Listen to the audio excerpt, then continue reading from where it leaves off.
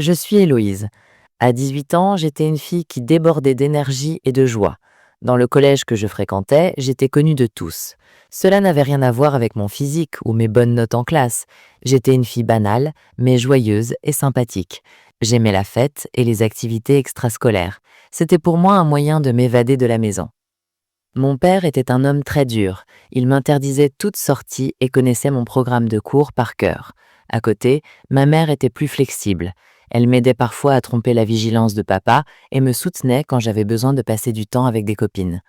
Malgré le fait que j'aimais beaucoup ces escapades, j'étais encore vierge et je ne prévoyais pas de perdre ma virginité de sitôt. Un samedi soir où j'avais vraiment très envie de me rendre à une fête, j'ai supplié ma mère afin qu'elle me couvre. Elle a résisté un moment et m'a finalement aidée comme d'habitude. Elle me demandait cependant de rentrer avant minuit, de peur que papa découvre tout. J'allais vivre la pire soirée de ma vie, le pire souvenir de toute mon existence. Après m'être déhanchée sur la piste de danse, je ressentis le besoin d'aller aux toilettes, chose que je fis. J'entrais à peine dans les toilettes que je vis entrer, juste après moi, 6 garçons âgés de 18 à 25 ans environ. La peur m'envahit. Que faisait-il dans les toilettes pour femmes? Pourquoi fermait-il les toilettes derrière moi?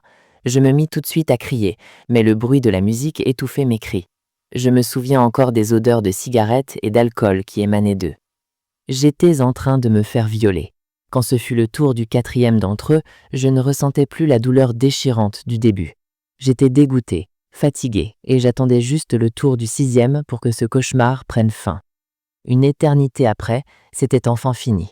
Comme une automate, je me suis mise debout, j'ai remis mes vêtements et je suis ressortie des toilettes sans rien dire, sans pleurer, sans crier. Je me suis dirigée tout droit vers la porte de sortie et je suis rentrée chez moi.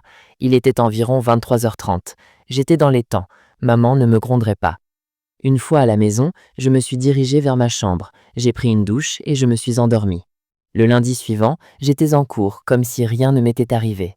Aujourd'hui, 30 ans après, je n'ai conté cette histoire à personne. Aucun membre de ma famille, aucun proche. Je n'ai ni enfant, ni mari. Je vis seule et j'ai perdu ma joie de vivre. J'évite de penser à cette soirée, mais j'y pense tous les jours. Il m'arrive d'en vouloir à ma mère, de m'en vouloir et d'en vouloir à la terre entière. Il aurait suffi que je reste au chaud chez moi pour me protéger de ce traumatisme.